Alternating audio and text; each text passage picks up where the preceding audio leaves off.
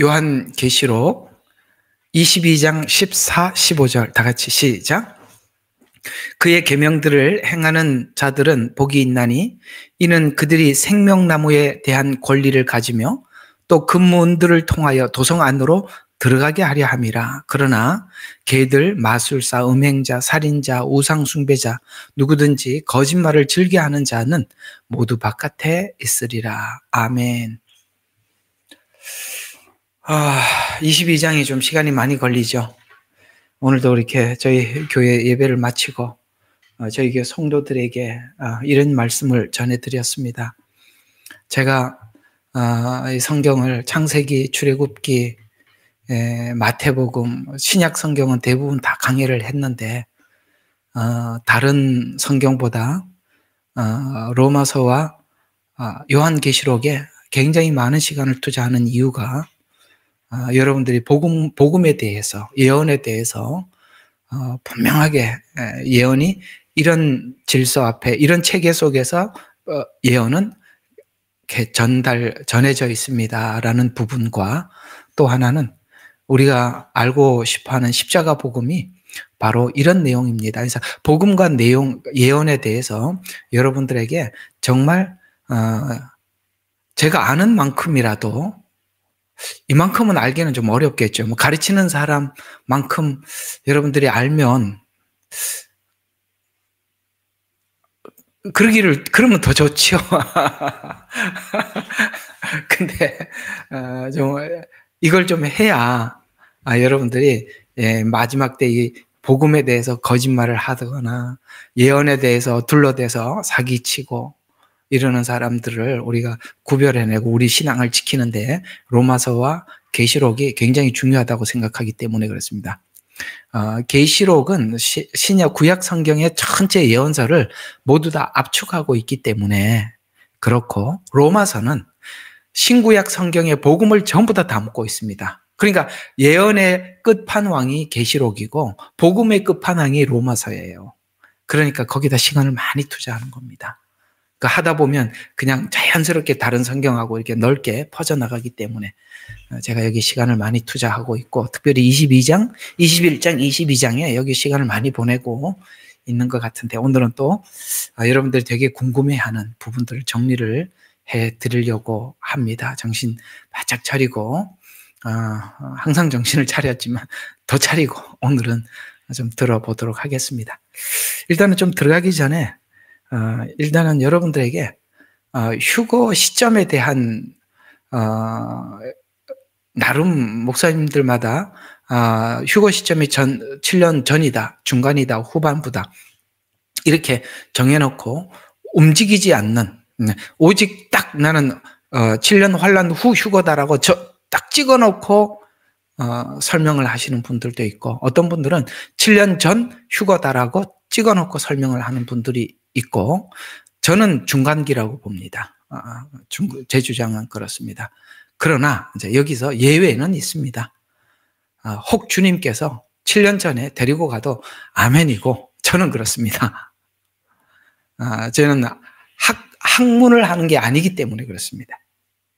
학문을 하는 게 아니라 복음대로 설명을 하다 보니까 거기로 보여서 제가 그렇게 이야기를 하는 것입니다.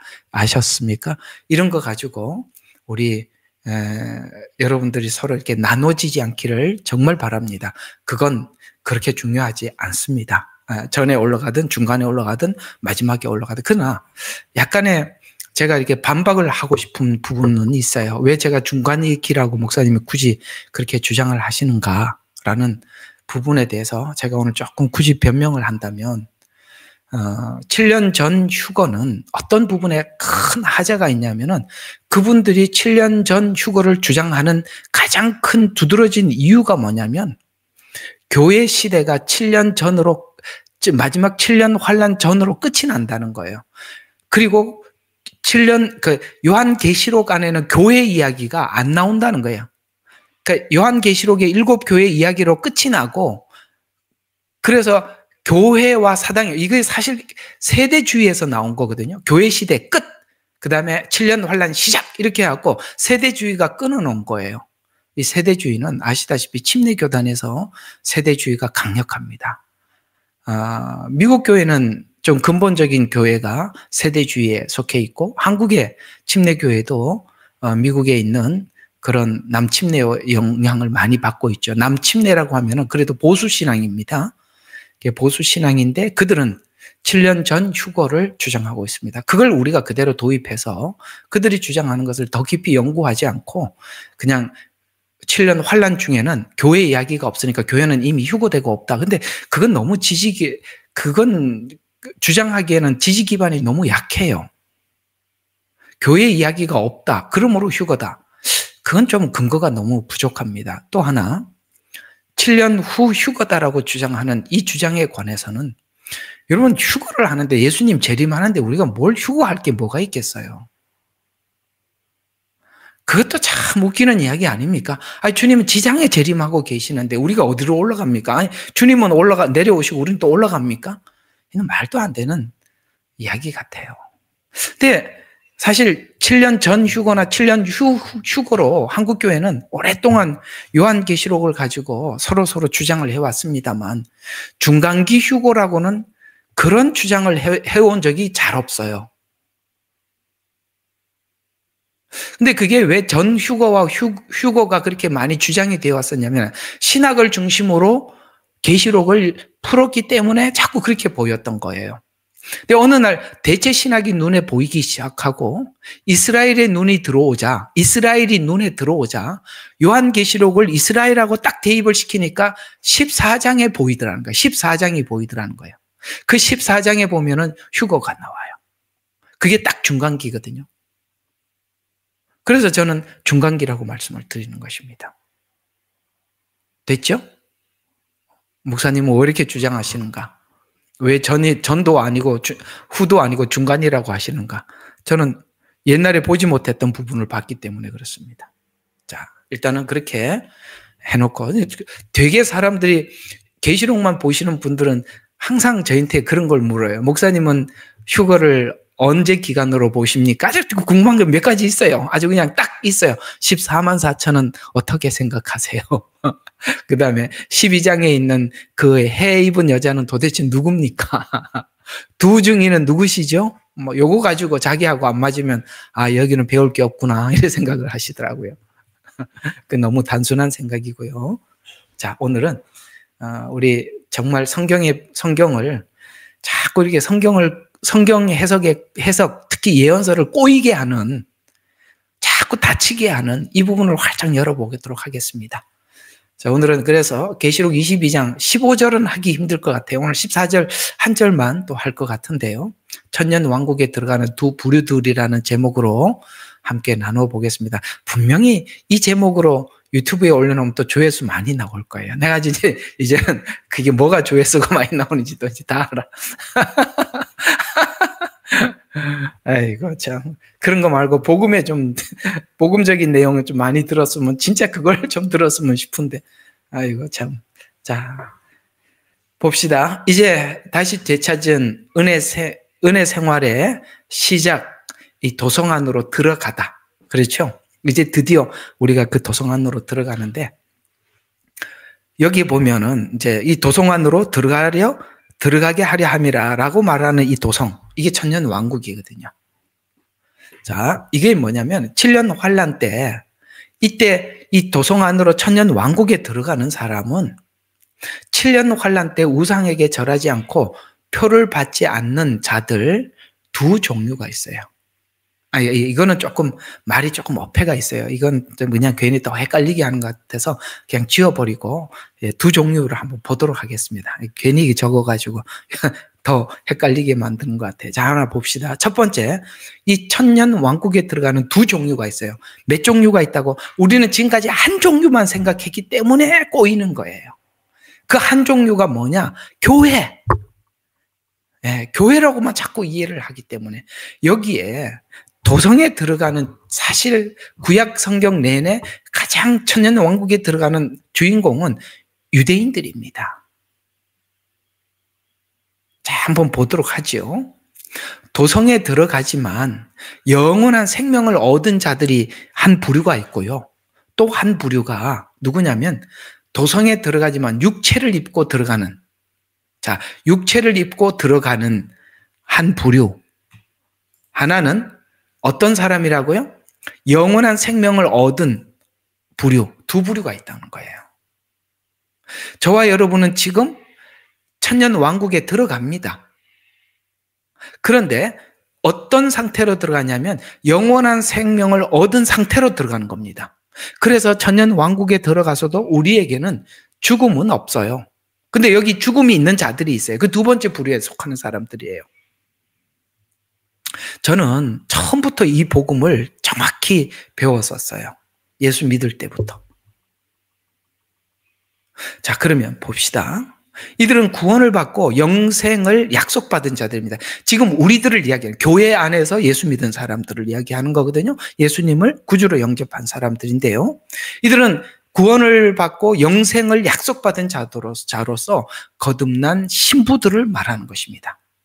늘 반복되는 단어들이죠. 영생을 얻은 자, 구원을 받은 자, 신부. 이렇게 이야기할 때는 바로 지금 현재 예수 믿는 우리 같은 사람들을 두고 하는 이야기인데요. 이들은 천년 왕국에 들어가지만 천년 왕국에 죽음이 있지만 죽음이 없는 자들로 살아가는 겁니다. 우리는 영생으로 들어가는 자들이지 육체로 들어가는 자들이 아니기 때문입니다. 이들을 보고 성경은 신부라 이렇게 이야기를 하는 것입니다. 신부라. 자, 그래서 이건 제 혼자 이야기가 되면 안 되니까 성경에는 이렇게 나옵니다. 자, 바울이 복음을 전파하면서 이렇게 복음을 전하는 이유를 이렇게 설명을 하고 있습니다. 고린도후서 11장 2절에 보면 내가 하나님의 열심으로 너희를 위하여 열심을 내노니, 자 봐요. 내가 너희를 정결한 처녀로, 요거 말이에요. 신부로 한 남편인 그리스도께 중매하려 함이로라. 지금 바울이 복음을 전하는 이유를 성도들을 신랑인 예수님에게 중매하는 일을 한 거예요. 그래서 사실 저 같은 목회자들은 중매쟁이들이죠. 당신들의 신랑이 이분이십니다라고 이렇게 중매를 하고 있는, 이게 복음 전하는 거예요. 그래서 진짜 저분이 목회자인가 하나님의 종인가 아닌가를 뭘로 보게 되냐면 자기 사람 만들면 가짜고 하나님께 소개를 해서 하나님 신부로 자꾸 이렇게 준비시켜주면 그게 진짜 하나님의 종인 거예요. 그래서 우리가 그런 걸 보셔야 돼요. 어떤 목사님들을 보시더라도 이 사람들이 사람들을 모아가지고 자기 사람 만들려고 하나, 아니면은 정말 하나님 사람 만들어가기 위해서 하시는가, 그 둘을 보면 진짜 하나님의 종들은 성도들을 하나님의 신부로 준비시키는 거거든요. 분명히 그렇게 말하잖아요. 열심을 낸다. 정결한 신부로 남편인 그리스도께 중매하려 한다. 그렇죠? 또 보세요. 이 신부에 대해서 오늘 여기 바울이 중매했던 그 신부들을 요한계시록 19장 7절과 8절에 보면 우리가 즐거워하고 크게 기뻐하며 그에게 영광을 돌리세 어린 양의 혼인 기약이 이르렀고 자신의 아내가 준비되었으므로, 이렇게 얘기합니다. 주님 언제 오신다고요? 하나님의 신부가 준비되면 오신대요. 우리가 준비되면 주님이 오신대요. 주님께서 이 땅에 다시 오시는 그날은 두 가지가 준비되어야 됩니다. 하나는 우리가 준비되어야 하고요. 심판받을 자들도 준비되어야 합니다. 이게 어디하고 연결이 되느냐면 출애굽기의 출애굽 시간하고 연결이 되는 것입니다. 출애굽은 한쪽은 심판이고 한쪽은 구원이죠. 어느 쪽이 심판입니까? 애굽은 심판이요. 이스라엘은 구원입니다. 또 가나안 땅에 있는 7 족속들이 하나님 앞에 심판받을 시간이 되었기 때문에 하나님이 그 시점을 잡은 것입니다. 이해가 가시죠? 그래서 하나님이 주님께서 이 땅에 오실 때는 신부도 준비되고 심판받을 자들도 준비되는 것입니다. 그 시간을 하나님이 정하실 것입니다. 자, 그 다음 이들은, 자, 우리 같은 신부들, 예수 믿고 구원을 받은 우리들을 성경에는 왜 우리에게는 천년 왕국에 가서 죽음이 없는지 증거가 여기 있어요. 자, 에베소서 2장 8절과 9절을 보면 너희가 그 은혜에 의하여 믿음으로 말미암아 구원을 받았으니 우리는 지금 계명을 요한계시록에 보면 계명을 지켜서 표를 안 받거든요. 근데 우리는 어떻게 지금 믿음을 지키고 있죠? 은혜의 믿음을 지키고 있죠. 그래서 은혜에 의하여 믿음으로 구원을 받았나니 이것은 너희에게서 난 것이 아니요 하나님의 선물이라. 구원은 하나님의 선물이래요. 그리고 행위에서 난 것이 아니니 누구든지 자랑치 못하게 하려 함이라. 그래서 그 은혜의 선물을 받아들인 사람들은 어떤 일이 일어나느냐. 사도행전 2장. 그거는 이쪽으로 한번 가보는 게 좋겠죠. 한번 단편적으로 성경 구절만 지나가려니까 너무 좀 아쉽지요. 우리 사도행전 2장으로 가서 이 내용의 전체 흐름을 잠깐 한번 살펴보시죠. 이 복음을 전했을 때 바울도 복음을 전하고 사도들이 계속 복음을 전하고 있을 때 어떤 일이 일어났는지 보도록 하겠습니다. 자, 여러분들에게 제가 복음을 전했을 때 성도들에게 어떤 일이 일어나는가 한번 보시면, 자, 26절부터 한번 보세요. 그러므로 이스라엘 온 집이 분명히 알 것은 너희가 십자가에 못 박은 이 예수를 하나님께서 주와 그리스도가 되게 하신 것이라. 이제 지금 베드로가 열심히 설교하고 있습니다. 그죠? 자, 그들이 이 말을 듣고 마음의 찔림을 받아. 자, 왜 마음의 찔림을 받았겠습니까? 얼마 전에 예수님을 십자가에 못 박았거든요. 오늘도 우리가 예수님을 영접했을 때 내가 예수님을 십자가에 못 박은 장본인이라는 거 우리가 알죠? 똑같은 상태입니다. 그래서 마음의 찔림을 받아와 베드로와 다른 사도들에게 말하기를 형제 여러분 우리가 어찌해야 하리까라고 물었어요. 어떻게 하면 구원을 받을 수 있습니까? 이런 질문과 똑같은 겁니다. 그랬더니 뭐라고 이야기하느냐? 베드로가 그들에게 답변하기를 회개해라. 그리고 죄들의 사함을 인하여 각자가 예수 그리스도의 이름으로 침례를 받으라. 그리하면 성령을 선물로 받으리라. 자, 보세요. 회개하라 라고 했을 때 회개하는 사람과 회개 안 하는 사람의 차이는 뭘까요? 죄인이라고 인정하는 사람은 회개합니다. 또 하나는 회개는 두 가지 조건이 있어야 된다 그랬습니다. 회개는 두 가지 조건이 있어야 된다. 빨리 적어놔요. 잊지 말고. 회개는 두 가지 조건이 있어야 된다. 하나는 자기가 죄인이라는 것을 인정해야 한다. 두 번째, 회개할 대상을 알아야 한다. 그러니까 내가 죄인이라는 걸 알고 누구에게 죄를 지었는지 알아야 회개할 거 아닙니까? 만약에 죄인이라는 거는 아는데 죄인이라는 것은 내가 알겠는데 누구에게 용서를 받아야 하는지 누구에게 죄를 지었는지 모르면 회개로 끝나는 게 아니라 후회로 끝나는 거예요. 후회로. 왜? 대상이 없는 게 후회고 대상을 아는 게 회개라 이 말이에요. 똑같이 죄에 대해서 리치움을 받더라도 세상 사람들은 후회로 끝나고 우리는 회개로 끝나는 겁니다. 근데 왜 회개를 할 수 있게 되었을까요? 복음 전하는 베드로를 통해서 알게 된 겁니다. 여러분들이 이게 복이죠? 얼마나 감사해요. 복음을 들어서 내가 죄인이라는 걸 알게 되고 누구에게 죄를 지은지 알게 되고 누구에게 잘못을 고해야 되는지 아는 게 그게 복이다 이 말이죠. 그래서 회개하라. 그리고 죄들의 사함을 인하여 너희 각자는 그래 회개하면 죄 용서함을 받는다는 거죠. 너희 각자는 예수 그리스도의 이름으로 침례를 받으라. 하나님 앞에 내 자기 신앙 고백을 하라. 자, 봐요. 그리하면 너희가 성령을 선물로 받으리니 보세요. 이게 예수님을 영접하는 과정이라는 거예요. 말씀을 들었어요? 회개했어요? 그랬더니 내가 예수님을 진심으로 구주로 영접했어요. 그 다음에 침례를 받아요. 하나님께서 성령을 주셨어요.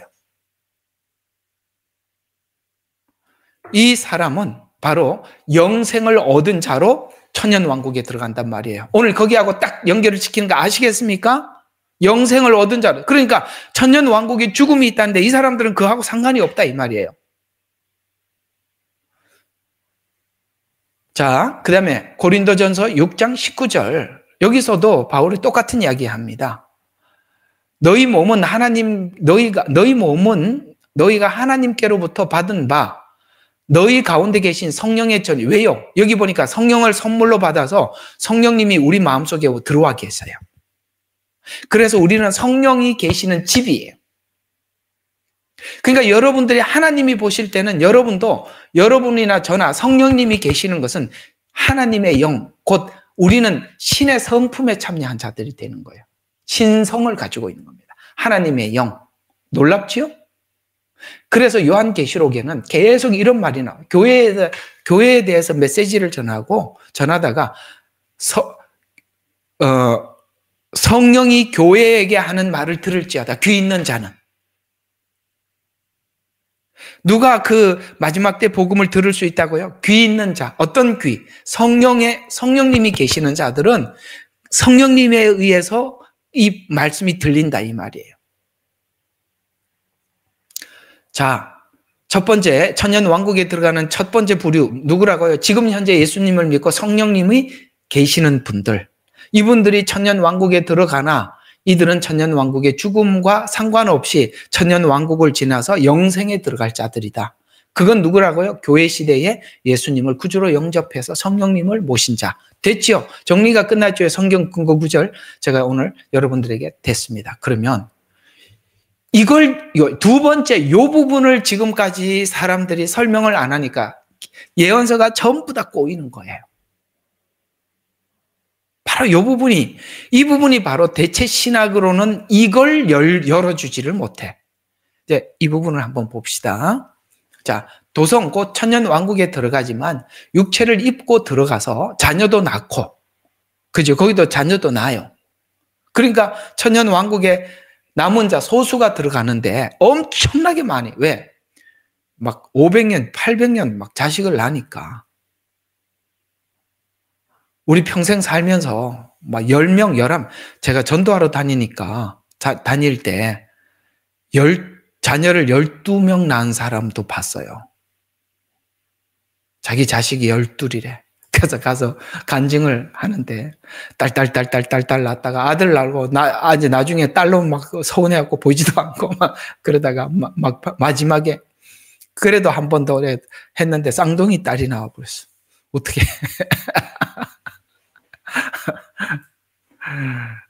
근데 평생을 살면서도 그렇게 낳을 수 있다면 한번 생각해 봐요. 얼마나 많이 낳겠어요. 그래서 천년왕국 때 엄청나게 많은 사람들이 이렇게 있는 겁니다. 아시겠어요? 자, 어쨌든 계속 봅시다. 자, 이들은 누구냐? 계명을 따라서 7년 환란 중에 표를 받지 않고 우상에게 절하지 않아 순교당하거나 살아서 들어간 자들이에요. 일부는 순교를 당하고 일부는 살아서 들어갈 겁니다. 그래서 그들을 보고 우리가 흔히 말하는 이긴 자라라고 하는 거야. 이만희가 또 자기가 이긴 자라고 그러는데 참 웃기더라고요. 그래서 이긴 자라고 이야기를 하는 겁니다. 근데 이 1000년 동안 왕국에 들어가 자녀를 낳기도 죽기도 하는데요. 자, 이 말씀의 근거가 여기 있습니다. 요한계시록 13장 15절과 17절에 보니까 그가 권세를 받아 그 짐승의 우상에게 생기를 주어 그 짐승의 우상으로 말하게 하고 또 짐승의 우상에게 경배하지 아니하는 자는 몇이든, 자, 여기 보니까 거기서 어떻게 된다고요? 죽음을 당해요. 죽이게 하더라. 그러니까 죽었다는 얘기죠. 근데 그 뒤에 보면 그 표를 받지 않는 자는 매매를 못하게 하니. 그런데 결국은 표도 안 받고 우상에게 절하지 않아서 죽었습니다. 이들이요, 천년 왕국에 들어갈 때 부활합니다. 죽었다 살아요. 왜요? 여기 나오거든요. 요한계시록 20장 4절에 딱 나와요.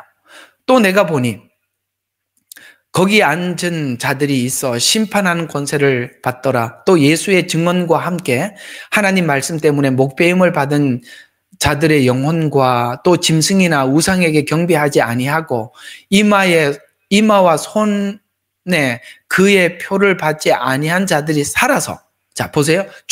살아서 이 말은 뭡니까? 죽었었다는 겁니다. 아까 여기 죽이게 하더라. 그래서 이들이 살아서 그리스도와 더불어 1000년 동안 왕노릇하니 이렇게 말씀하고 있어요. 아셨죠? 여기 죽었던 사람이 살아나기도 하고 살아서 들어가기도 하고. 그러면 도대체 이렇게 표를 받지 않고 우상에게 절하지 않는 사람 예표가 있냐? 우리가 잘 알고 있죠. 다니엘서에 나오잖아요. 다니엘서는 소계시록이라고도 하는데, 다니엘서는 유대인들이 미래에 닥칠 일들의 하나의 샘플이에요. 샘플. 마지막 때 똑같이 유대인들에게 재현이 된단 말이에요. 우상을 만들어 놓고 절해라. 근데 거기에 절하지 않는 사람들이 있더라. 다 절하지 않고 다니엘 세 친구가 안 하더라, 이 말이에요. 그게 성경에는 남은 자라, 이렇게 말씀하고 있어요. 그래서 다니엘서 3장에 보면 다니엘 세 친구 이야기가 나오고 또 다니엘이 나오죠. 다니엘 6장에 보면 다니엘이 끝까지 뭡니까? 기도하지 말라는 조서가 내렸다는 걸 알면서도 그걸 합니다. 이 사람들을 보고 성경에는 로마서 11장 4절에 보면 남은 자라, 열왕기상 19장 18절에는 바알에게 무릎을 꿇지 않는 7천을 남겨두었다. 이건 어떤 의미로 이야기를 하느냐면, 남은 자는 하나님 마지막 때 자꾸 남은 자 이야기를 하는데, 남은 자가 도대체 어떤 사람이고 누굽니까? 알고 싶습니다 하라면은 하나님이 자꾸 어디로 데리고 간다고요? 예, 엘리야 시대 때 남은 자 시대로 가는 겁니다. 지금 이 상황은 여러분, 마지막 때 어떤 상황일까? 마지막 때 어떤 상황일까라고 자꾸 그리고 싶으면 두 군데를 가면 돼요. 두 군데. 성경은 두 군데를 자꾸 우리를 구약 성경으로 보내요. 그게 어디냐면 바로 엘리야 때 남은 자 있었다 그랬죠. 아합은 적그리스도의 예표입니다. 아합과 같은 놈이 적그리스도가 나타나는구나. 이렇게 악랄한 놈이 나타나는구나. 그 다음에 그건 뭡니까? 하나님의 참 선지자는 하나밖에 없어요.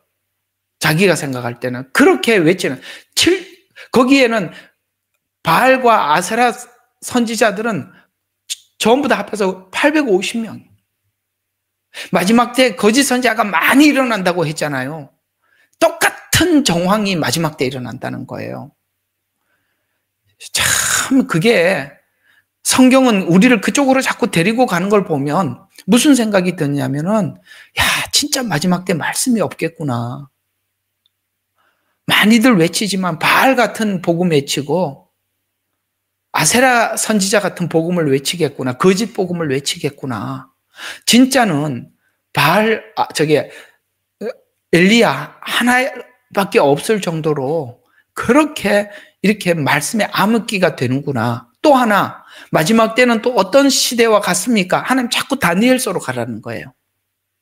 황금 우상을 세워놓고, 그죠? 우상을 세워놓고 거기 절하라고 그러지 않습니까? 그래서 후 3년 반에는 우상을 세워놓고 거기다 절하라고 그럴 때 다니엘 세 친구가 거기 절하지 않았어요. 이들을 보고 성경은 남은 자라 이렇게 표현하는데, 그 엘리야는 혼자인 줄 알았지만 7천이 있어요. 나는 그래서 우리 예레미야 눈물 생기고 처음에 제가 이 설교했던 기억이 나요. 우리 하나님께서는 옛날에 누구죠? 엘리야는 텔레그램이 없어서 못 만났단 말이에요. 카톡도 없고. 근데 지금은 하나님께서 텔레그램도 주고 카톡도 줘서 우리 이렇게 다 만나게 됐잖아요. 어디 있지 이러면 찾아서 하나님 이렇게 만나게 해주시잖아요. 제가 처음에 설교했던 거 기억하면 진짜 제가 처음에 설교했던 기억이 납니다. 자, 그래서 7년 환란은 전 3년 후 3년으로 나누어지는데, 전 3년 반은 짐승의 표에 강제성이 없어요. 잘 기억해 두세요. 뭐가 없다? 강제성이 없어요. 강제로 받지 않아요.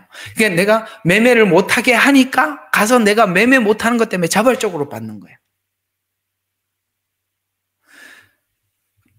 그래서 육체에 따라서 땅에 거하는 자들은 자기의 삶을 유지하기 위해서 자연스럽게 표를 받게 될 겁니다. 우리는 막 그런 표 비슷한 것만 나오더지 막 손들고 지금 조심하세요 이런 게 나옵니다. 뭐 우리는 막 그런 이야기를 하는데 저 사람들은 아무 인식이 없다니까. 이거 안 하면은 야 마트 가서 아무것도 살 수 없다 그러면 그냥 더 먼저 가서 받겠죠. 이거 누가 분별을 합니까? 이거는 성경을 아는 사람만이 분별을 하는 거거든요. 요한계시록 13장입니다. 15절에서 17절. 요한계시록 13장 15, 17절. 또 그가 짐승의 형상에게 생명을 주는 권세를 받아 그 짐승의 형상으로 말도 하고, 이제 후 3년 반으로 넘어가면서 이런 일이 일어난다는 겁니다. 말도 하게 하고 그 짐승의 형상에게 경배하지 아니하는 자는 다 죽이도록 하느라. 그래서 여기 이제 절하지 않아서 죽는 사람이 있단 말이에요. 아까 말씀드렸죠? 그들이 천년 왕국에 육체로 들어간다고요? 그가 모든 자, 큰 자나 작은 자나 큰 자. 이게 신기해요. 우리는 글로벌 리스트 중에서 그런 사람들은 서로 안 할 거라고 생각하는데 여기는 큰 자도 받는데요. 성경이 그렇게 말을 하면 그렇게 믿어야 되죠. 그죠? 예. 큰 자나 작은 자나 부자나 가난한 자나. 돈 많은 놈들이 이게 작당을 하는 줄 알았는데 부자도 한대. 그러면 성경은 한다고 하는 거예요. 그죠? 그래서 부자나 가난한 자나 자유자나 종이나 그들은 오른손이나 이마에 표를 받게 되고 그 표나 그 짐승의 이름이나 그의 이름의 숫자를 지닌 사람을 제외하고 아무도 뭡니까? 사거나 팔 수 없고. 그래서 마지막 적그리스도 체제는 금융 체제라는 거예요. 우리 마트에 가면 그거 다 다 전자 결제하지 않습니까? 그죠? 참 너무 심각한 이야기 할 때는 좀 웃으면서 웃는 이야기도 한번 하는 게 좋을 것 같아요. 아프리카 사람들을 한국에 와서 한국의 발전상을 보여주기 위해서 구경을 시켜줬답니다. 그래서 돌아갈 때 뭐 한 가지씩 달라 그러면 우리가 줄 테니까 뭘 주랴라고 물어봤더니 너무 재밌어요. 수도꼭지를 달라고 그러더라는 거야. 이게 얼마나 무식한지 아시겠죠? 어디 가도 수도꼭지 하니까 물이 나오니까. 여러분, 그 아프리카 물이 없잖아요. 그럼 수도꼭지만 가지고 가면 물이 나오는 줄 아나? 그래서 수도꼭지를 달라고 그러더라는 거예요. 그렇게 문명이 발전하지 않는 국가에서 온 사람들인데 또 아마 마트 가서 물건을 사면서 카드로 결제를 하면 카드를 달라고 그럴 것 같아요. 예, 목사는 설교를 하려면 상상력이 풍부해야 되니까. 이거 말하면서도 얼마나 웃었는지. 수도꼭지만 있으면 물이 나오는 줄 알고. 아이고, 우리 웃으면서 삽시다. 그러니까 여러분, 우리는 지금 그런 데 익숙해 있지 않아요. 그지요? 그래서 가서 이마나 손에 표를 받아야 결제할 수 있다 그러면 스스로 가서 다 해달라 그럴 거 아니겠어요? 이 계시록에 이런 말씀이 나오는데 놀랍게도 교회가 이거 받아도 괜찮다고 이야기를 하는 게 너무 많다는 거예요. 근데 여기 성경에는 분명히 아니라고 말씀하고 있잖아요. 그죠? 그래서 이 표를 받은 사람은 다 불과 유황에 빠져 그렇게 할 거라고 하나님이 분명히 말씀하고 있잖아요. 그죠? 14장 9절에 이어서 나오잖아요.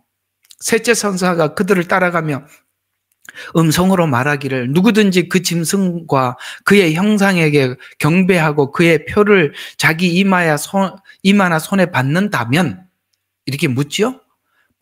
받는다면 무슨 일이 있어요? 그 역시 하나님의 진노의 포도주를 마시게 되리니. 이 진노의 포도주가 어떻게 마시게 되느냐? 진노의 포도주라고 말씀하고 있는 거예요. 포도주. 이게 이제 14장 후반부에 보면은 포도 송이를 따서 포도즙 틀에 넣고 짓밟는다 이 말이에요. 심판을 이야기한단 말이에요. 이스라엘은 이 이런 표현이 나올 때는 심판을 의미한단 말이에요. 그래서 포도주를 마시게 되리니 그것은 그의 진노의 잔에 혼합되지 않고 부은 것이라. 또 사람이 거룩한 천사들의 면전과 어린 양의 면전에서 불과 유황으로 고통을 받. 이거는 뭡니까? 지옥 간다는 얘기잖아요. 그 고통의 연기가 영원 무궁토록 올라가리라. 분명히 이렇게 말씀을 했는데 왜 받아들여? 그래서 이 거짓 선지자들이 마지막에 이렇게 얘기를 해서 사람들을 속인다, 현혹한다, 이렇게 말씀하고 있는 겁니다. 놀랍게도 마지막 때는 정말 소수의 참 선지자, 대부분은 거짓 선지자. 아셨어요? 엘리야 시대 때 선지자의 그 비유를 보면 우리가 알 수 있듯이 그렇다, 이렇게 말씀하고 있는 것입니다. 그래서 후 3년 반은 표를 강제로 받게 해서 우상에게 강제로 절을 하게 합니다. 여기에 유대인들이 정신을 차리기 시작합니다. 왜 유대인들이 후 3년 가서 정신을 차리느냐? 전 3년 반에는 적그리스도가 나타났는데 그게 그리스도인 줄 아는 거예요. 우리는 그게 적그리스도라는 걸 아는데 그들은 그리스도라고 해요. 왜냐하면 평화 조약을 맺거든요, 유대인들하고. 근데 후 3년 반 딱 접어들면서 완전히 돌변하는 거예요. 우상을 만들어 놓고 절을 하라는 거예요. 여러분, 이스라엘 백성들은 계명 안에 우상에게 절하지 말라는 걸 철저하게 지키기 때문에 사드락, 메삭, 아벳느고 가짜 유대인 신자가 아닌 사람들은 절을 할지 몰라도 진짜는 절대 절하지 않아요. 그때 사드락, 메삭, 아벳느고가 셋만 나오는 게 아니라 엄청나게 7천을 넘겨뒀다고 하니 하나님이 어디서 나올지 몰라요. 후 3년 반에 순교를 당해도 절하지 않는다, 이 말이에요. 이제 아시겠습니까? 이걸 유대인하고 정목을 시켜야 풀린다고요. 이걸 자꾸 교회라고 이야기를 하니까 이게 안 맞는 거예요. 우리가 언제 계명을 지킵니까? 우리는 예수의 믿음을 가진 사람이죠. 그래서 여기 계명을 지키는 자는 유대인과 깊은 연관이 있어요. 이렇게 유대인이구나라고 보면 구약이 다 풀려요. 구약의 예언서가 풀린다, 이 말이에요. 그래서 유대인들은 기본적으로 우상에게 절하지 않습니다. 그래서 표를 받지 않고 계명을 지켜서 믿음을 지키는 겁니다. 이해가 갑니까? 예. 계명 때문에 절을 안 한다, 이 말입니다. 이 내용은 구약 예언의 주류를 이룹니다. 주류. 그러니까 구약에 있는 17권의 구약 선지서가 대부분이 이 부분을 다루고 있어요. 그 중에 가장 심하게 다루는 게 스가랴서고요. 따라서 구약 예언의 대부분은 7년보다 잘 들어요. 우리는 자꾸 7년 전체를 보니까 자꾸 헷갈리는 거예요. 실제 구약의 예언은 후 3년 반에 집중해 있어요. 피와 불과 연기로라. 이게 뭐냐? 후 3년 반에 이 말 엄청난 재앙을 이야기하는 겁니다.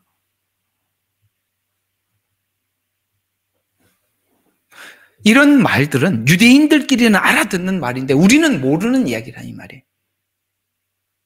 그들은 구약에 있는 예언을 사도들이 전하면 여기 성경에 보면은 이런 말들이 쑥 지나가는데 우리는 몰라.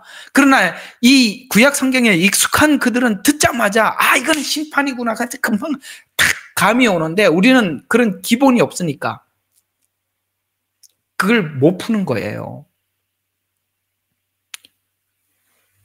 대체신학으로 눈이 가려져 있어서 오랫동안 사단이 아주 정성을 다해서 대체신학으로 우리 이방인들에게 거짓 복음을 전하도록 아주 힘써 노력을 해서 준비해 왔다는 걸 알 수 있습니다. 따라서 구약 예언의 대부분은 7년 전체보다 후 3년 반에 일어날 일에 관한 내용이 대부분이다. 자, 그러면 이게 왜 후 3년 반의 내용이 대부분이냐? 우리 성경 구절 3군데만 한번 살펴보도록 하겠습니다. 왜 구약 예언이 전부 다 그런 거냐? 이 다 다니엘서에 나와 있어요. 다니엘서는 시간표거든요. 시간표. 자, 9장 27절부터 보겠습니다. 음, 26절부터 보는 게 좋겠네요. 자, 보겠습니다. 62주 후에는, 62주 후라는 얘기는 전체 합해서 7주가 앞에 있고 62주가 또 나와요. 그러면은 전부 다 69주가 되지요.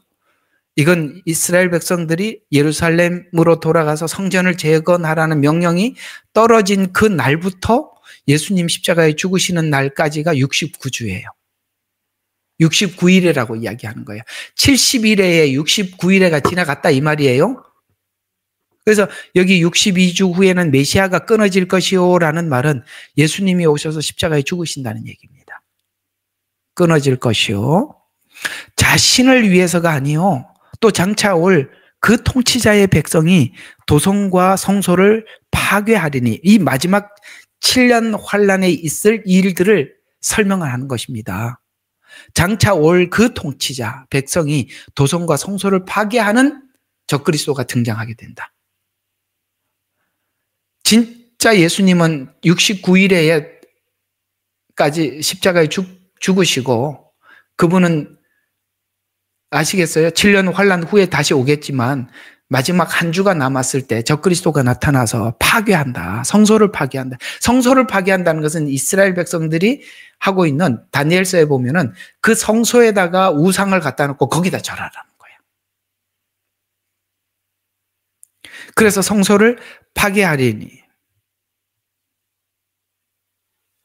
그 끝은 홍수로 뒤덮일 것이요. 그 끝은 홍수로, 이게 후 3년 반에 있을 엄청난 환란을 이렇게 표현한 겁니다. 그 끝은 홍수로 뒤덮일 것이요. 황폐함이 정해져 놨대. 하나님이 정해놓은 플랜이라는 거예요. 정해져 있답니다. 그래서 그가 많은 사람들과 더불어 한 주 동안 언약을 확정하고, 그러니까 7년 환란이 시작되기 전에 7년 환란에 딱 들어갈 때 뭐부터 한다고요? 언약을 확정하는 거죠. 너희들에게 보장을 해줄게. 성전도 재건하고 하나님 앞에 예배로 절기도 지키고 하라고 이렇게 딱 허락을 한단 말이에요. 그래서 언약을 확정해. 그래서 그 주의 중간에 이게 전 3년 반에서 후 3년 반으로 넘어가는 그 중간 지점을 이야기하는 거예요. 그래서 그 중간에 그가 희생 제물과 예물을, 그러니까 전 3년 반에는 하게 하다가 후 3년 반에 딱 들어가서 못하게 딱 금지시키더라. 조약을 깨더라. 화평의 조약을. 이런 말씀이고요. 그의 가증함을 확산시킴으로 황폐케 되리니 진멸할 때까지 할 거예요. 진멸은 뭡니까? 후 3년 반에 끝나고 난 뒤에는 이 적그리스도 사단은 1000년 동안 무적행에 갇힐 그때까지 뭐 한다고요? 진멸할 때까지 할 것이며 정해진 것이 황폐한 자에게 쏟아지리라. 아시겠어요? 적그리스도에게 쏟아지게 될 것이다. 이렇게 전체 내용을 아주 압축시켜서 이렇게 설명을 하고 있어요. 자, 이 말과 똑같은 이야기가 여기 이렇게 말씀을 하고 다니엘서 11장 11장부터 봐요. 11장 1, 2절을 한번 봐요. 이 말이 그대로 이어서 이렇게 나옵니다. 11장 1, 2절. 11장 1, 2절. 또 메대인 다리오의 첫째 해가 가서 그에 돋워주고 페르시아 사람들을 불어에 선동할 것이라. 왕국이 부서질 것이며 이게 막강한 왕이 1, 2, 3절까지 한번 봐요. 자, 또 메대인 다리오의 첫째 해 나 곧 내가 서서 그를 지지하고 힘을 돋워 주었느니라. 이제 내가 진리를 내게 알게 보라. 페르시아도 아직도 새 왕이 일어날 것이요 넷째는 부요하게 될 것을 그 부로 인하여 그리스 나라를 대적하여 모든 사람을 선동할 것이라. 자, 이거 안티오쿠스 에피파네스 4세를 이야기하는 거. 우리 이제 다니엘서 하면서 했던 건데 원래 잊어버려야 제가 또 계속 하죠. 잘 잊어버렸습니다. 이게 안티오쿠스 에피파네스 4세가 적그리스도의 모형이라고 다니엘서 하면서 엄청 설명했었습니다. 그래서 한 막강한 왕이 일어나서 큰 권세로 다스리며 자기 뜻대로 행하리라. 아시겠어요? 이게 적그리스도의 모형이라는 거예요. 자, 그래서 쭉 넘어가서 12장 11절. 자, 이런 적그리스도가 나타나서 무슨 일을 하느냐. 날마다 드리는 희생제가 폐지되고 후 3년 반이죠. 예언이 어느 방향을 해서 자꾸 가고 있어요? 후 3년 반에 희생제가 폐지되고 이렇게 될 것을 설명을 하면서 지금 이 구약 예언은 누구에게 집중하고 있느냐? 유대인에게 집중을 했는데 구약 예언을 교회라고 가지고 오니까 전혀 안 풀리는 거예요. 그래서 자, 날마다 드리는 희생제가 폐지되고 멸망케 하는 이걸 가지고 또 사람들이 또 이렇게 예배를 못 드려. 예배가 아니고 희생제라고 그러잖아. 이런 말만 나오면 다 예배래 또. 자, 가증한 것이 세워질 것이다. 이건 우상이 세워진다는 것입니다. 근데 잘 봐요. 이런 말이 나와요. 1290일이 될 것이요. 여러분 있잖아요. 1290일이 될 것이요. 기다려서 1350일이 일어날. 그러면서 이렇게 나오고 있어요. 자, 이게 무슨 이야기냐면은 후 3년 반에 일어날 일들을 설명을 하는데 여기 다니엘서가 예언 전체를 마치면서 어떤 7년 전체에다가 딱 집중해 들어가는 것이 아니라 아시겠어요? 7년 전체에 집중해 들어가는 게 아니라 결국에는 예언이 쭉 이렇게 모아져서 연필 촉처럼 어디로 가느냐? 후 3년 반으로 간단 말이에요. 그러니까 예언서 전체가 전 3년 반에 대한 내용이 그다지 많지를 않아요. 예언서 전체를 7년 환란을 설명하는 예언서 안에 7년 환란 내용을 전체를 담아서 봤을 때 전 3년 반 예언은 아주 극소수고 대부분이 후 3년 반에 있을 이야기를 하는데 왜 그러냐? 후 3년 반에 드디어 그들이 저게 가짜구나라고 그리스도가 가짜라는 걸 알면서 누구를 찾게 되느냐? 2000년 전에 오셨던 메시아가 그리스도라는 걸 그때 눈을 뜬다 이 말이에요. 그래서 그러는 거예요. 구약은 지금 대상 자체가 교회가 아니고 유대인이잖아요. 그때는 교회도 자체도 없었고 이방인들은 아무것도 몰랐어요. 구약 때 이방인들은요, 진짜 극소수로 이렇게 생각하시면 돼. 요나가 가서 니느웨가 겨우 구원을 받았고 이스라엘이 포로로 잡혀가서 겨우 바벨론이 복음을 듣게 된 겁니다. 극소수다 이 말이에요.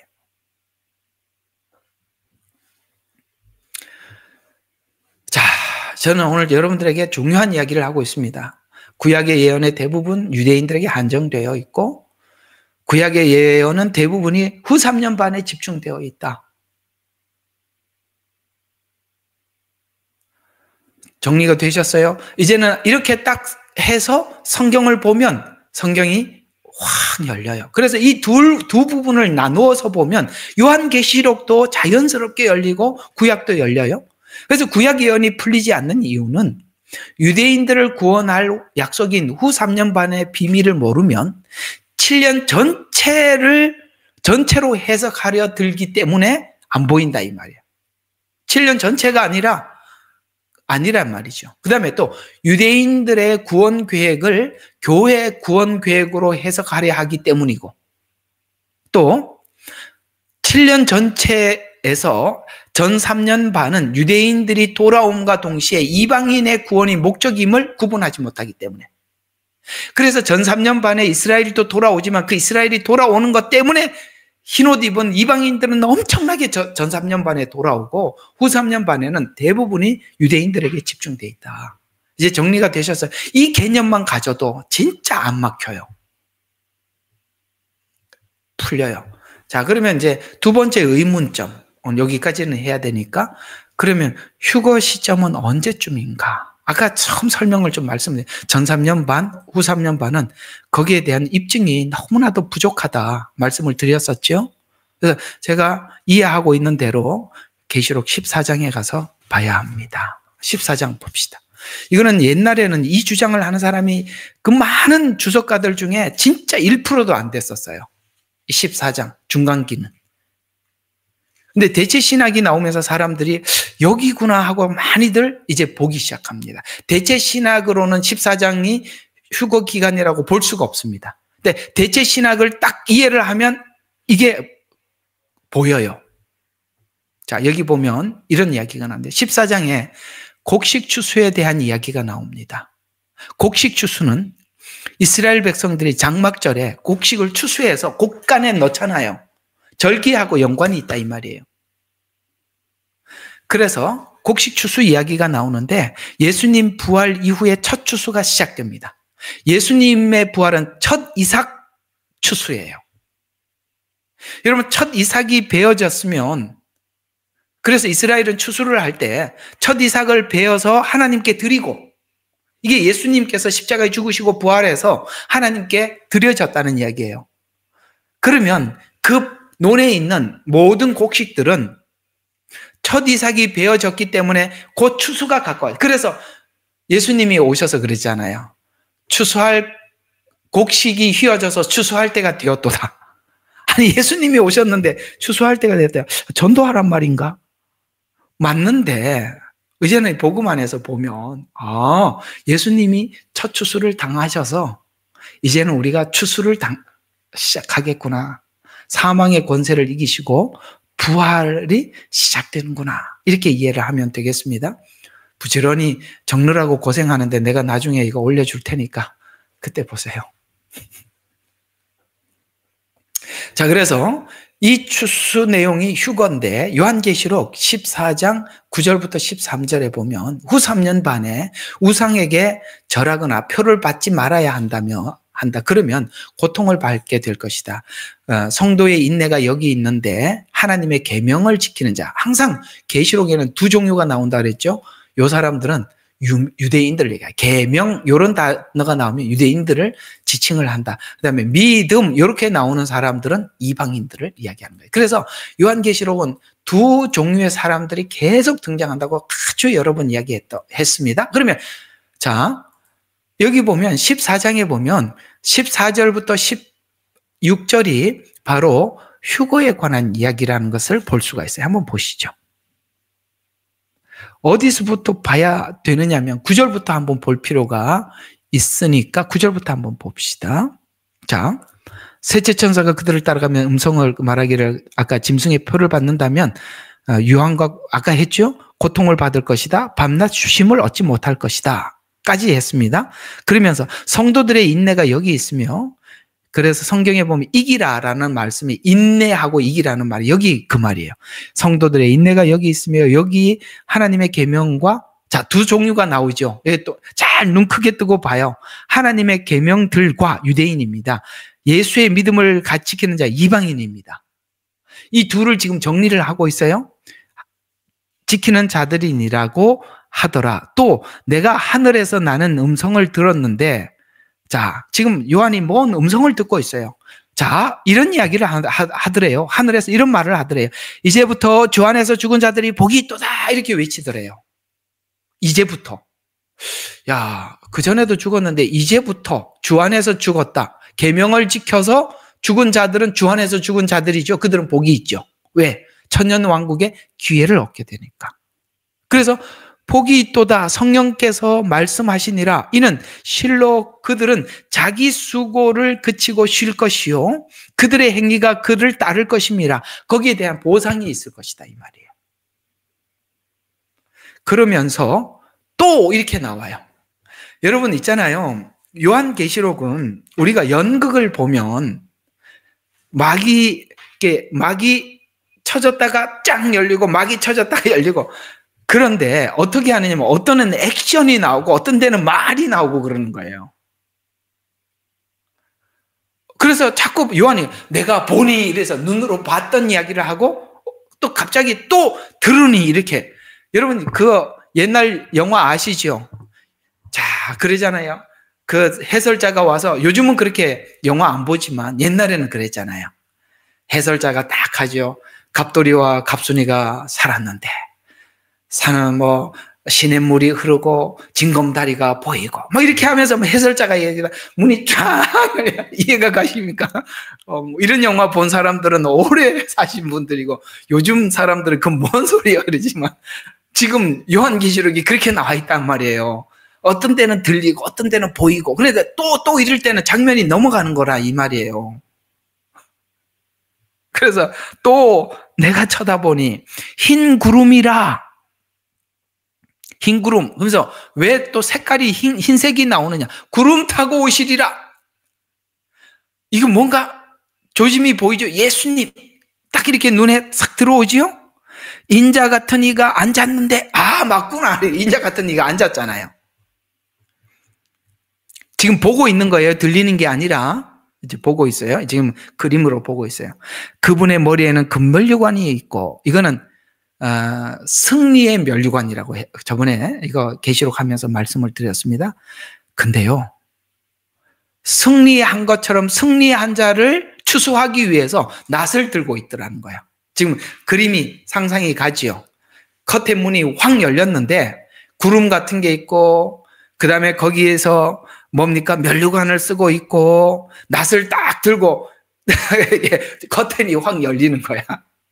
그러면서 그때 다른 천사가 성전에서 나와 뭐라고 하냐면은 구름 위에 앉으신 그분께 큰 음성으로 부르짖기를 주의 낫을 대어 곡식을 거두소서. 이거 무슨 곡식입니까? 주님이 씨 뿌리는 비유 기억하시잖아요. 그 곡식을 거두겠다는 거예요. 예수님 오셔서 뿌렸던 그 복음의 열매. 그래서 곡식을 거두소서. 주께서 거두실 때가 되었음이니 이는 땅의 곡식이 익었습니다. 이렇게 외쳐요. 우리가 그 복음을 가지고 맺은 곡식들이거든요. 지금 우리 이야기니까 눈여겨보자고요. 그러자 구름 위에 앉으신 이가 예수님이죠? 아까 그렇게 얘기했으니까 이는 그 낮을 땅에 대어 땅에서 곡식을 거두시더라. 거두신대요. 야, 저는 이 장면이 주님께서 우리를 추수해서 곳간에 드리기 위해서 휴거라고 보입니다. 자, 그래서 중간기에 이렇게 휴거가 있는데 이거는요, 17절부터는요, 후반부에 후 3년 반에 여기에 추수되지 않은 사람들에 대한 왜 이게 추수되지 않는 사람들에 대한 이야기냐면 자, 이렇게 잘 보세요. 요한계시록이 22장까지 있는데 12장이 중간이에요. 요번에 제가 여러분에게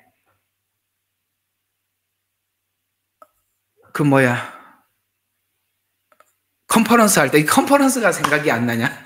이 막 성경 말씀만 자꾸 집중하고 생각하니까 그런 단어도 생각이 안 나요. 컨퍼런스 가서 카이즘 구조를 설명을 할 때 더 자세하게 해드리겠습니다만 12장이 딱 중간이에요. 시간으로 보면. 그래서 12장까지 앞에는 전 3년 반 이야기를 하고 있고 15장부터가 후 3년 반 이야기를 하고 있고 12, 13장은 12, 13, 14장은 후 3년 반에 있을 이야기들 트레이닝 하는 거예요. 준비 작업을 하는 거야. 시동을 거는 거야. 왜 그렇게 전 3년 반은 시동도 없이 딱 시작을 하는데 후 3년 반은 시동을 거느냐? 그만큼 엄중하다는 거예요. 그래서 한번 봐요. 이렇게 나와요. 자, 그 천사가 하늘에 또 다른 천사가 하늘에서 성전에서 나오는데 그 역시 낫을 가졌는데 앞에는 곡식을 거두는데 여기는 곡식이 아니라 포도송이를 거두고 있어요. 다르죠? 그래서 이게는 후 3년 반에 있을 이야기이기 때문에 이렇게 나오는 거예요. 그래서 보세요. 큰 소리로 외쳐 말하기를 너의 예리한 낯을, 이건 무슨 이야기입니까? 하나님께서 우리를 달아보시고 하나님께서 우리를 심판하실 때 예리하게 다룬다는 거예요. 여러분, 우리 속에 점도 없고 흠도 없기를 바라는데 점도 찾아내고 흠도 찾아내시는 하나님이에요. 우리 신앙의 가식적이고 거짓된 신앙 고백들은 언젠가는 무너지는 겁니다. 그것 때문에. 그래서 신앙의 가장 큰 적은 뭐라고 해요? 자기 자신이라고 그랬어요. 내 자신에 대해서 진실하지 못한 게 결국은 언젠가는 하나님께서 타작마당을 정하게 해서 그것 다 찾아낼 겁니다. 그래서 예리한 낫을 대어 땅에 포도송이를 거두어라. 역시 심판받을 사람들도 포도들이 다 익었다. 이 말은 심판받을 더 이상 왜요? 하나님이 하기만 하면 후반부에 보면은 이 사람들은 심판받을 사람들은 후반부에 일곱 대접을 보면 하나님 앞에 끊임없이 뭐라 합니까? 하나님을 저주하더라. 정말 정말 악하지요? 저주하더라 이렇게 나오니까요. 그래서 포도송이를 거두어서 하나님의 진노의 큰 포도즙들, 이게 후 3년 반에 있을 이야기야. 막 밟아버리는 거예요. 대접재앙으로. 그 포도즙들이 도성 밖에서 짓밟히니 그 틀에서 피가 흘러나와 말고의 뼈까지 닿고 1600 스타디온까지 퍼지니라. 여러분, 마지막 7년 환란이 끝나고 난 뒤에 있을 아마겟돈 전쟁에 엄청나게 많은 사람들이 피를 흘리고 죽지 않습니까? 마지막 하나님을 대적하는 모습을 성경은 그려내고 있습니다. 어때요? 자, 오늘은 여러분들에게 좀 계시록의 핵심되는 부분만 나누어 봤습니다. 사실 이게 굉장히 계시록을 푸는 아주 비밀 중에 비밀이고 중요한 것 중에 매우 중요한 부분입니다. 그리고 사람들이 가장 알고 싶어 하는 부분이기도 합니다.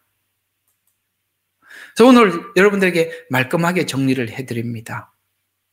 전 3년 반은 유대인들이 돌아오면서 이방인들이 더 많이 돌아옵니다. 유대인들은 숫자를 셀 정도지만 이방인들은 숫자가 너무 많아서 셀 수 없나이다 라고 할 만큼 전 3년 반은 두 증인을 통해서 엄청난 회복이 있을 것입니다. 여러분, 그날을 준비하시면 되겠고요. 후 3년 반은 유대인들의 우상을 세워놓고 절하라고 그럴 때 그때 정신이 바짝 드는 거예요. 야, 내가 이거 그리스도라고 믿었는데 이놈이 저 그리스도구나. 그러면 그리스도가 누군가? 드디어 2000년 전에 우리의 죄를 대속하고 죽으신 그분이구나. 그들은 그 계명을 지키면서 결국은 순교도 대부분 많이 순교를 당하지만 이들은 하나님이 다시 살리셔서 천년 왕국에 예수님의 통치를 직접 경험하게 합니다. 그리고 다시 예수님의 그 십자가 복음을 믿게 할 겁니다. 우리는 너무나도 감사하지요. 우리 하나님께서 저와 여러분을 하나님의 영이 있는 자로, 신부된 자로, 예수님의 그 신의 성품, 우리는 신성을 가지고 있단 말이에요. 하나님의 영이 있단 말이죠. 그런 자로 우리가 천년 왕국에 들어갈 것이고 영생으로 우리 하나님께서 인도하실 것입니다. 자, 그냥 오늘 여기까지 이야기를 마치고 낮 시간에 얘기했던 우시갯 이야기 하나 더 하고 막 끝납시다. 그래서 아까 어떤 목사님이 유튜브에 올고 하도 기가 막혀서 2번 들었어요. 그 목사님이 신학교를 가서 이렇게 하는데 이게 예언서를 설명하는 분이 나와서 요한계시록을 설명을 딱 하려고 그러면서 뒤돌아보면서 너희들 이런 헛된 얘기 믿는 건 아니지? 이러면서 설명을 하더라는 거예요. 말도 안 되는 걸 이걸 믿고, 그러나 성도들한테는 말하지 마 이러더라는 거예요. 그러면서 요한계시록을 들었다는 거예요. 놀랬죠. 아니, 또 신학교 교수가 강의하러, 아니 그 청년들, 그러니까 청소년 때인가 청년 때인가 부흥 집회를 갔는데 그 부흥 강사님인데 은혜 받겠다고 제일 앞에 가서 앞에서 은혜 받으려고 착 있는데 2000년 전에 죽으신 그 말라 삐뚤어진 예수님의 피가 여러분들에게 아무것도 뭘 할 수 있다고 믿는 건 아니겠죠? 이러면서 설교를 시작하더라는 거예요. 신학교 가서 신입생 환영식을 하는데 환영식을 다 하고 난 뒤에 바로 옆방에 가면 주님이 기다리니까 주님 만나러 가자면서 갔더니 술을 준비해 놨더라는 거예요. 참 제가 다니는 신학교는 그 정도 최악은 아니었는데 어떤 목사님이 그런 신학교를 경험한 이야기를 쭉 하는 걸 보면서 세상에 학교가 이 정도가 됐구나 싶은 게 참 슬펐습니다.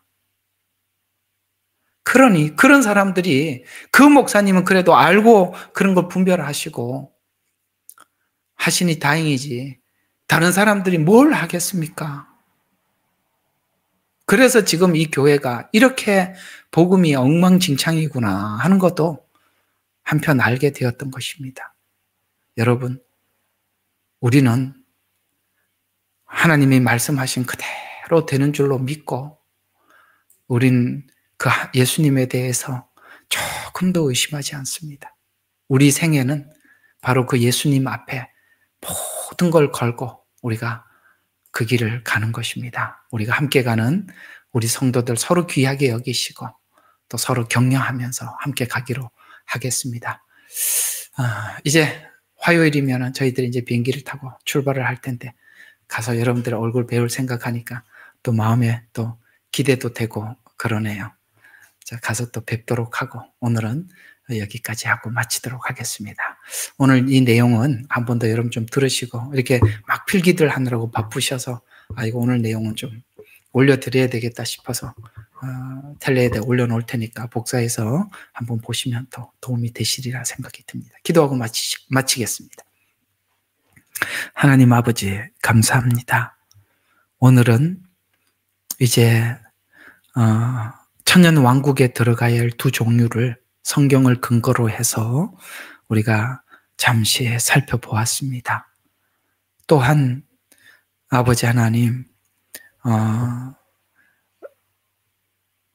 또한 하나님께서 이 말씀하고 계시는 이 마지막 이 휴거가 14장에 나온 이 말씀대로 조명을 해보았습니다. 주님, 우리 주님께서 주시는 이 약속된 미래의 언약을 우리 가슴 속에 담고, 하나님 오늘 힘써 이 현실을 살아가게 해 주십시오. 그래서 성경이 우리에게 격려하고 부탁한 대로 이기는 자들이 다 되도록 하나님 축복하여 주시옵소서. 우리를 구원하신 예수 그리스도의 이름으로 기도드렸습니다. 아멘. 예레미야의 눈물은 시대에 맞는 말씀 선포와 변질되지 않은 순수 복음을 외치고 있습니다. 함께 연결되어 하나님께 예배드리며 이 마지막 때에 하나님께 쓰임받길 원하시는 분은 카카오 채널로 연락 주시면 연락드리도록 하겠습니다. 고정 댓글에 채널 경고와 착제에 대비한 예비 채널과 제2채널 링크를 올렸습니다. 이 채널 또한 구독 부탁드리겠습니다. 감사합니다. 우리는 역사상 가장 중요한 시점을 지나고 있습니다. 하나님께서는 하나님의 일을 하시기 전에 사람을 준비시키셨음을 우리가 알고 있습니다. 하나님 말씀은 마지막 때에 대추수, 대부흥의 때가 있다고 분명히 예언하고 있습니다. 아멘. 하나님의 말씀이 그대로 성취될 것을 믿습니다. 예레미야 눈물은 잠자는 교회와 영혼을 깨우기 위해 노력하고 있습니다. 이 가슴 뛰는 일에 함께 하길 원하시는 분은 카카오 채널로 연락 주시기 바랍니다. 당신은 위대한 하나님의 사람입니다.